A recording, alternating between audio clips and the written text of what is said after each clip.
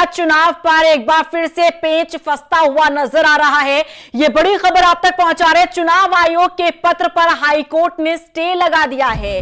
2 जगहों पर नाम होने पर रद्द हो सकता है नामांकन।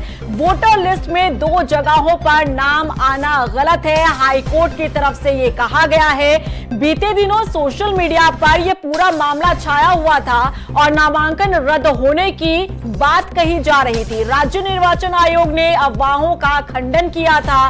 राज्य निर्वाचन आयोग की दलील सुनने के बाद स्टे लगाया गया है। तो ये बड़ी खबर आप तक पहुंचा रहे हैं, जहां पंचायत चुनाव पर एक बार फिर से पेच फंसता हुआ नजर आ रहा है।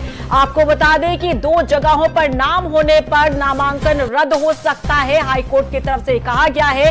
वोटर लिस्ट में 2 जगहों पर नाम आना गलत है, हाईकोर्ट की तरफ से साफ कह दिया गया है। बीते दिनों सोशल मीडिया पर यह पूरा मामला छाया हुआ था। पंचायत चुनाव पर एक बार फिर से पेच फंसता हुआ दिख रहा है। आपको बता दें कि यहां पर चुनाव आयोग के पत्र पर हाईकोर्ट ने स्टे लगा दिया है।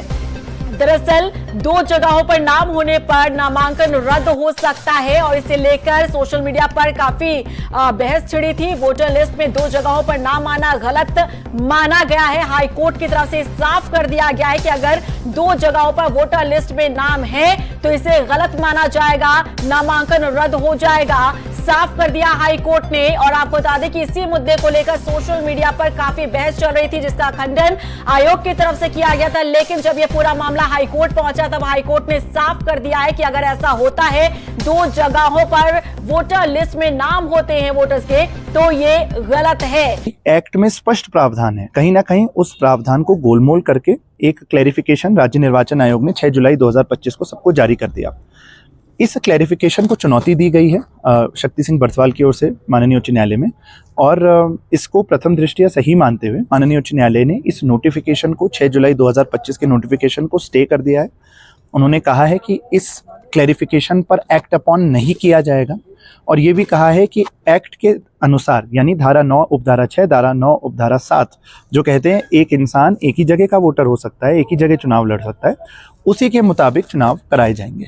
चुनावों को देरी कराने की मंशा याचिकाकर्ता की भी नहीं थी, पर चुनाव अधिनियम के अनुसार होने चाहिए, इसकी हम उम्मीद करते हैं। और सीधा रुख कर लेते हैं, अशोक कुमार हमारे संवाददाता देहरादून से लाइव हमारे साथ जुड़े हुए हैं। अशोक, जरा विस्तार से बताइएगा, क्योंकि देखिए पूरा मामला जो है फिर से इस पर पेच फंसता हुआ नजर आ रहा है। हाईकोर्ट में पूरा मामला गया पंचायत चुनाव को लेकर।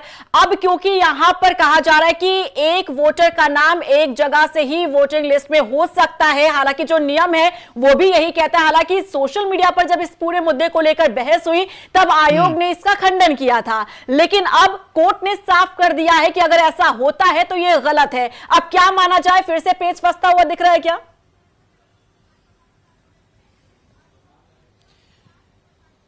बिल्कुल रीना, देखिए इस समय उत्तराखंड में पंचायत चुनाव की प्रक्रिया गतिमान है, लेकिन जब से पंचायत चुनाव को लेकर के घोषणा हुई है तब से ये कहा जा सकता है कई तरीके के पेच फंसते हुए नजर आ रहे हैं। पहले अगर हम बात करें, थोड़ा मैं पीछे जाऊंगा, कि आरक्षण को लेकर के पेच फंसा रहा।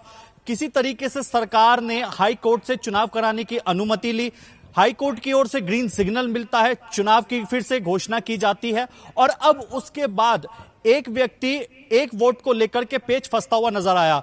आनन फानन में जिस तरीके से राज्य निर्वाचन आयोग की ओर से एक आदेश जारी किया जाता है, जिसमें यह कहा जाता है कि अगर एक वोटर यानी कि एक प्रत्याशी, एक उम्मीदवार का नाम अगर निकाय में भी है और अगर वो पंचायत चुनाव लड़ने के भी इच्छुक है तो वो चुनाव लड़ सकता है, जिसके लिए राज्य निर्वाचन आयोग ने सभी जिला निर्वाचन आयोगों को एक आदेश जारी किया गया था। लेकिन इसके बाद जब नामांकन पूरे हुए, उसके बाद नामांकन पत्रों की जांच हुई तो उसमें कुछ मामले निकल कर के सामने भी आए। टीडी में कुछ मामले ऐसे आए, 7 से 8 मामले, जिसमें कि रिटर्निंग ऑफिसर ने कुछ नामांकनों को खारिज किया, ये कह करके कि एक जो उम्मीदवार है, एक जो वोटर कास्ट है, उसका नाम पहले से ही निकाय में है, इसलिए वो पंचायत चुनाव के लिए पूरी तरीके से अधिकृत नहीं है, इसीलिए। लेकिन राज्य निर्वाचन आयोग ने इसको पूरे मामले को एक तरफा रख करके ये आदेश जारी कर दिया कि वो प्रत्याशी, वो उम्मीदवार, वो वोटर कास्ट पूरी तरीके से चुनाव लड़ने के मान्य है। लेकिन अब अगर इसमें हम थोड़ा रीना इसको प्रैक्टिकली अगर समझने की कोशिश करेंगे तो साफ तौर पर जो इसका एक्ट है वो ये कहता है कि इसका सेक्शन 9 सब सेक्शन 6 सेक्शन 9 और सब सेक्शन 7 की ये धारा साफ तौर पर कहती है कि अगर कोई उम्मीदवार चुनाव लड़ता है और उसका निकाय चुनाव में पहले से ही नाम है तो उसको पहले वो नाम वहां से कटवाना होगा, तब जाकर के वो पंचायत चुनाव लड़ने के लिए अधिकृत होगा। लेकिन राज्य निर्वाचन आयोग ने इससे इधर जाकर के एक आदेश जारी कर दिया और सभी जिला निर्वाचन आयोगों को भी यह कहा गया कि जो जिला निर्वाचन आयोग है वो इसी तरीके से नामांकन पत्रों की भी जांच करेंगे। लेकिन एक आंकड़े के मुताबिक कुल मिलाकर के ये बात सामने आई थी कि प्रदेश भर में करीब 15,000 से ज्यादा ऐसे वोटर कास्ट हैं जिनका 2 जगहों पर नाम है। यानी कि यह साफ तौर पर कहा जा सकता है कि राज्य निर्वाचन आयोग की साफ तौर पर मनमानी यहां जरूर देखने को मिली है। क्योंकि देखिए रीना, मैं आपको यहां पर बता दूं, अगर हम भारत निर्वाचन आयोग की अगर बात करते हैं तो भारत निर्वाचन आयोग का भी यह नियम है, यह एक्ट है कि एक व्यक्ति एक ही जगह पर उसका नाम हो सकता है, तभी वो चुनाव के लिए पूरी तरीके से अधिकृत होगा। लेकिन यहां पर राज्य निर्वाचन आयोग के पास ऐसा कोई अधिकार नहीं है, क्योंकि कानून बनाने के लिए, लॉ बनाने के लिए पहले वो विधानसभा से पारित होता है, उसके बाद वो गवर्नमेंट के पास जाता है, राज्यपाल की उस पर मोहर लगती है, तब जाकर के एक नया कानून रूप लेता है। लेकिन यहां पर जिस तरीके से राज्य निर्वाचन आयोग ने जो मामला निकल करके सामने आया, साफ तौर पर जरूर शक के दायरे में राज्य निर्वाचन आयोग खड़ा हो चुका है। यहां मैं विपक्ष को भी इसमें इन्वॉल्व जरूर करूंगा, क्योंकि विपक्ष जिस तरीके से लगातार सरकार को भी घेरने का काम कर रहा था, आयोग पे कई तरीके के सवाल इस पूरे मामले पर खड़े किए, लेकिन विपक्ष को भी जिस मजबूती के साथ पैरवी करनी चाहिए थी, जिस बुलंद आवाज के साथ विपक्ष को इस पूरे मामले पर घेरना चाहिए था, वो नहीं दिखाई दिया। और आज इसी के चलते हाई कोर्ट ने इस पर रोक लगा दी है। याचिकाकर्ता समाजसेवी वरिष्ठ पर याचिका डाली और उसके बाद आज हाई कोर्ट ने इस पे स्टे लगा दिया है और साफ तौर पर यह बात कही है कि एक व्यक्ति एक जगह पर ही वोट कर सकेगा। अब देखना यहां पर बेहद यह दिलचस्प हो जाता है, महत्वपूर्ण हो जाता है कि किस तरीके से अब राज्य निर्वाचन आयोग आगे की प्रक्रिया का गतिमान करेगा। क्या अवमानना इस पूरे मामले पर जाएगी, यह देखना बहुत महत्वपूर्ण होगा। लेकिन ओवरऑल यह कहा जा सकता है कि पंचायत चुनाव को लेकर के उत्तराखंड में मानो जैसे ग्रैंड लग गया हो, लगातार इस पर पेच अभी भी फंसा हुआ है। जी बिल्कुल अशोक, और क्योंकि देखिए अब वोटिंग की जो तारीख है वो भी नजदीक आ रही थी, क्योंकि अभी नामांकन पत्रों की जांच चल रही है और 24-28 तारीख को वोटिंग होनी है, मतदान होना है, इसके लिए तमाम तैयारियां की जा रही है। लेकिन इसी बीच इस तरीके से पूरा मामला, इसका पूरा पेच फंसना कहीं ना कहीं अब संशय पैदा करता है कि क्या वाकई में जो तारीख तय की गई है उस दिन वोटर्स वोट दे पाएंगे या फिर इसमें भी एक बदलाव देखने को मिल सकता है। फिलहाल जिस तरीके की स्थिति पैदा हुई है अशोक, उसे देखते हुए आपको क्या लग रहा है? अब इस पूरे मामले में अगली सुनवाई के लिए तारीख कौन सी रखी गई है और आपको क्या लग रहा है, क्या तारीखों में भी बदलाव होगा क्या? देखिए, अभी तक जिस तरीके से राज्य निर्वाचन आयोग ने जो एक आदेश जारी किया, उसको लेकर के अब देखना होगा कि आयोग आने वाले समय पर क्या फैसला लेता है, क्योंकि हाई कोर्ट ने तो उस पर स्टे लगा दिया गया है, क्योंकि भारत निर्वाचन आयोग का जो नियम है वो भी इसी बात को कहता है। अब देखना है कि आयोग क्या आगे इस पर काम करेगा।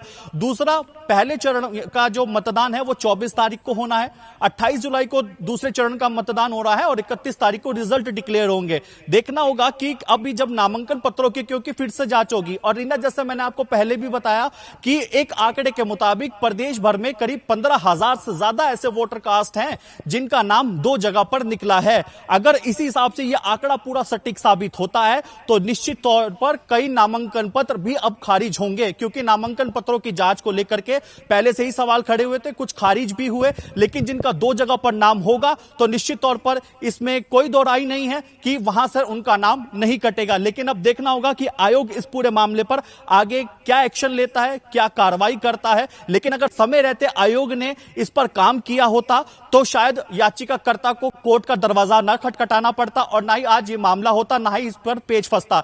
देखना होगा कि अब 24 तारीख को पहला चरण होगा या नहीं होगा, नामांकन पत्रों की जांच समय रहते हो पाएगी या नहीं हो पाएगी, क्योंकि जो आयोग है वो पूरी तरीके से तैयारियों में तो जुटा हुआ है, लेकिन जो पेच, जो गुत्थी अभी तक जो उलझी हुई है वो गुत्थी अभी तक नहीं सुलझी। आखिर वो कब सुलझेगी? कई तरीके के सवाल अभी भी पंचायत चुनाव को लेकर के खड़े हुए हैं।